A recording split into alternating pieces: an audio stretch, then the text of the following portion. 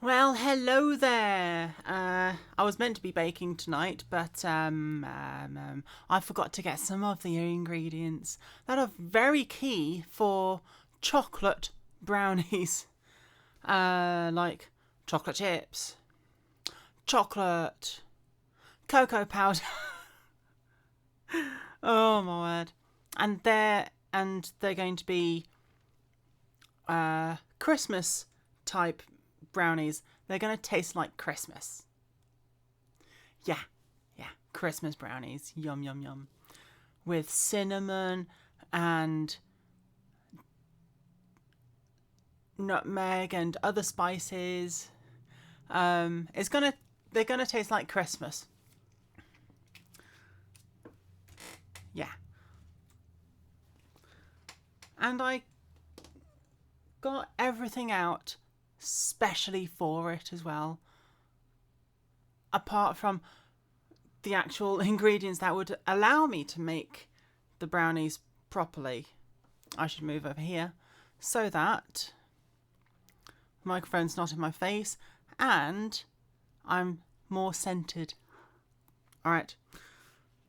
David and Goliath for chapter 17 on day 85 of reading the Bible in a year.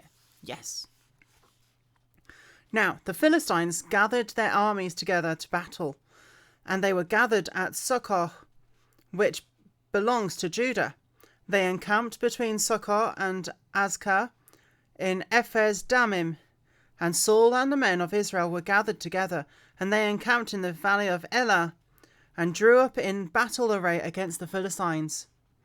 The Philistines stood on a mountain on one side, and Israel stood on a mountain on the other side, with a valley between them, so they can crash in the middle, I guess. And a champion went out from the camp of the Philistines, named Goliath, from Gath, whose height was 6 cubits and a span. Now, cubit is from your elbow to fingertips, which is, on the average person, just over a foot, maybe a foot and a half, like 18 inches, something like that. So 6 cubits. That's tall. He had a bronze helmet on his head, and he was armed with a coat of mail, and the weight of the coat was 5,000 shekels of bronze. Oh my word. And he had bronze armour on his legs and bronze javelin between his shoulders. Okay. Now the staff of his spear was like a weaver's beam, and his iron spearhead weighed 600 shekels, and a shield bearer went before him. A shield bearer, would they be able to pick up the shield? Then he stood and cried out to the armies of Israel and said to them, "Why have you come out again to line up for battle? Am I not a Philistine, and you the servants of Saul? Choose a man for yourselves, and let him come down to me. If he is able to fight with me and kill me, then we will be your servants. But if I prevail against him and I kill him, then you shall be our servants and serve us." And the Philistine said, "I defy your armies of Israel. This day give me a man, that we may fight together." When Saul and all Israel heard these words of the Philistines, they were dismayed and greatly afraid. Now David was the son of that Ephrathite of Bethlehem, Judah, whose name was Jesse, and who had 8 sons, and the man was old, advanced in years, in the days of Saul. The 3 eldest sons of Jesse had gone to follow Saul to battle. The names of his 3 sons who went to battle were Eliab, the firstborn, next to him Abinadab, and the third Shammah. David was the youngest, and the 3 oldest followed Saul. But David occasionally went and returned from Saul to feed his father's sheep at Bethlehem. And the Philistine drew near and presented himself 40 days, morning and evening. Then Jesse said to his son David, "Take now for your brothers an ephah of this dried grain, and these 10 loaves, and run to your brothers at the camp, and carry these 10 cheeses to their captain of their 1,000, and see how your brothers fare, and bring back news of them." Now Saul and they and all the men of Israel were in the valley of Elah, fighting with the Philistines. So David rose early in the morning, left the sheep with the keeper, and took the things and went as Jesse had commanded him. And he came to the camp of the army was going out as the army was going out to the fight and shouting for the battle. For Israel and the Philistines had drawn up in battle array, army against army.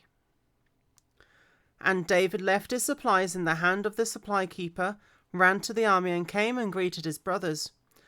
Then as he talked with them, there was a champion, the Philistine of Gath, Goliath by name, coming up from the armies of the Philistines. And he spoke according to the same words, so David heard them. And all the men of Israel, when they heard the man, fled from him, and were dreadfully afraid. So the men of Israel said, "Have you seen this man who has come up? Surely he has come to defy Israel. And it shall be that the man who kills him, the king will enrich with great riches, and will give him his daughter, and give his father's house exemption from taxes in Israel." Then David spoke to the men who stood by him, saying, "What shall be done for the man who kills the Philistine, and takes away the reproach from Israel? For who is this uncircumcised Philistine, that he should defy the armies of the living God?"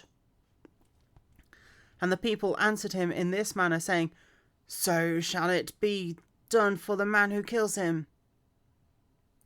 Now Eliab, his oldest brother, heard when he spoke to the men, and Eliab's anger was aroused against David.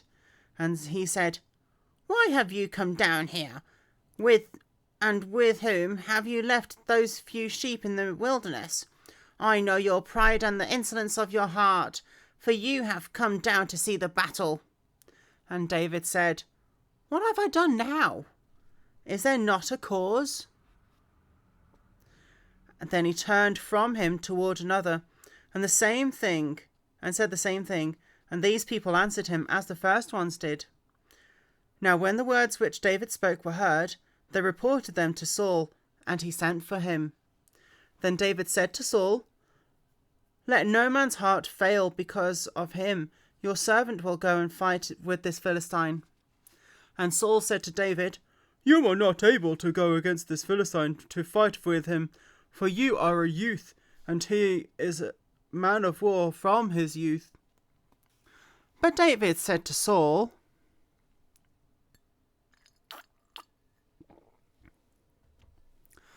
"Your servant used to keep his father's sheep, and when a lion or a bear came and took a lamb out of the flock, I went out after it and struck it, and delivered the lamb from its mouth.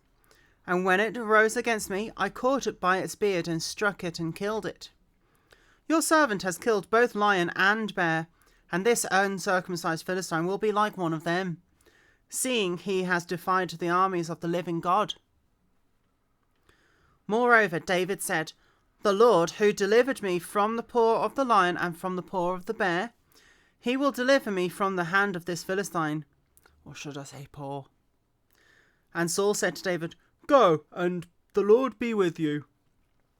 So Saul clothed David with his armour, and he put a bronze helmet on his head, and he also clothed him with a coat of mail.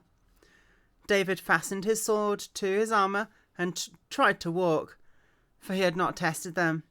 And David said to Saul, "I cannot walk with these, for I have not tested them." So David took them off.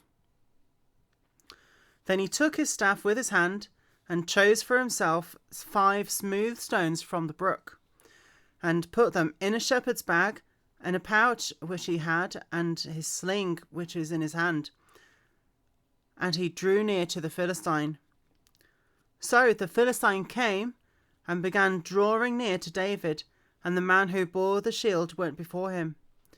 And when the Philistine looked about and saw David, he disdained him, for he was only a youth, ruddy and good-looking.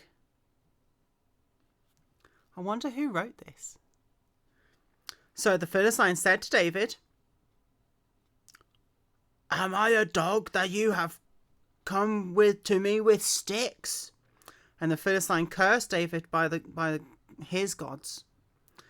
And the Philistine said to David, "Come to me, and I will give your flesh to the birds of the air and the beasts of the field." Then David said to the Philistine, "You come to me with a sword, with a spear, and a javelin, but I come to you in the name of the Lord of hosts, the God of the armies of Israel, whom you have defied. This day the Lord will deliver you into my hand, and I will strike you and take your head from you. And this day I will give the carcasses of the camp of the Philistines to the birds of the air and the wild beasts of the earth, that all the earth may know that there is a God in Israel. Then all this assembly shall know that the Lord does not save with sword and spear, for the battle is the Lord's, and he will give you into our hands." So it was, when the Philistine arose and came and drew near to meet David, that David hurried and ran toward the army to meet the Philistine. Then David put his hand in his bag and took out a stone. He slung it and struck the Philistine in his forehead, so that the stone sank into his forehead, and he fell on his face to the earth. So David prevailed over the Philistine with a sling and a stone, and he struck the Philistine and killed him. But there was no sword in the hand of David. Therefore David ran and stood over the Philistine, and took his sword and drew it out of his sheath, and killed him, and cut off his head with it. And when the Philistines saw that their champion was dead, they fled. Now the men of Israel and Judah arose and shouted, and pursued the Philistines as far as the entrance of the valley, and to the gates of Ekron. And the wounded of the Philistines fell along the road to Shaaraim, even as far as Gath and Ekron.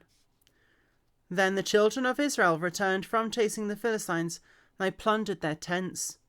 And David took the head of the Philistine and brought it to Jerusalem, and he put his armour in his tent.